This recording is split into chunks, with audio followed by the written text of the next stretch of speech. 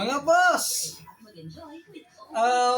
dahil alam na po natin ng pagkwenta sa blank diameter ng gagawin nating hexagonal, iiwasan na po natin ang mag-layout sa papel, magtansya-tansya ng diameter na itatansyain kung ano ang blank diameter para tatabasin na lang kung sobra. Sayang ang materialis sa ganun, mga boss. Dahil nakwenta nalaman na natin ang constant na imumultiply natin sa across the plot na dimension, ay maiiwasan na po natin ang magkamali sa paggawa ng hexagonal. At the same time, mas madali na po ang pagkuha ng blank diameter kaysa yung sinasabi nila na mas mabilis ang pag-layout sa papel o pag-sketch o pag-scale o pag-drawing sa papel. Tatandaan nyo lang po, boss, ang constant natin na 1.155. Yun lang po, napakadaling i-memorize. 1.155. Kasi po, i-multiply lang po natin yan sa across the plot ng hexagon. Yung dimension from side to side, kukunin nyo lang yun in millimeter, ay i-multiply nyo lang po sa 1.155. Tapos na po, meron na tayong blankong diameter. Ito po, Kuya Mel, tignan natin. Kunin mo ngayon yung calculator. Thank you, Ate Tuna. Ito po, Kuya Mel, tingnan natin. Meron tayong i-check kung tama po yung formula natin na may constant tayong 1.155. So, buksan ang caliper, ilagay sa 0. Ayan, 0, 0.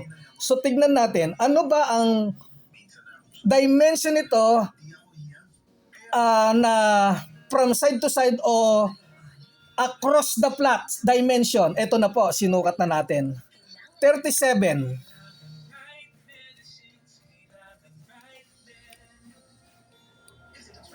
36.97 ang eksakto niya. So 36.97, ito po yun, no?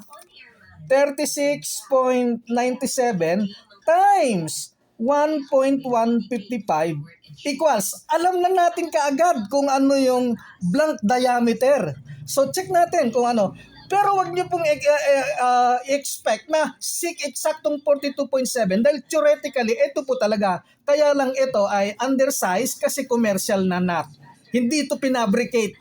Kumbaga bagsak po ito para matapos lang.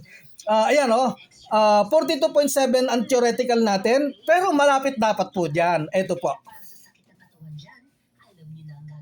42.48. So 42.48, malapit po sa theoretical natin na 42.70, lumalabas na yung constant natin ay tama na iminumultiply natin sa across the plot dimension. Isa pa pong testing para talagang masigurado natin na tama yung formula natin, natatandaan natin na constant. Ito po, naka-zero po uli, tapos sinukat natin ng across the plot, 29.38. So 29.38 times 1.155 equals, ayan, dapat meron tayong 34 o 33.93. Ito po, i-check natin. 0, ayan po ang across the plot, 33.47. Hindi po nalalayo dahil tulad na sabi ko, commercial lang po ito. Kaya undersized. Pero theoretically, dapat ang the blank diameter niyo ay 33.93. Hindi naman po siya nalalayo. Meron po siya sukat na 33.64. O konti na lang po. Parehas na po ng theoretical natin. Isang testing na lang para kumbinsido na po tayo sa constant natin na 1.155. Ito po mga boss. Sinukat natin ito. Naka-zero yan, 0. Pagkatapos sinukat natin, meron tayong 23.82, 23.82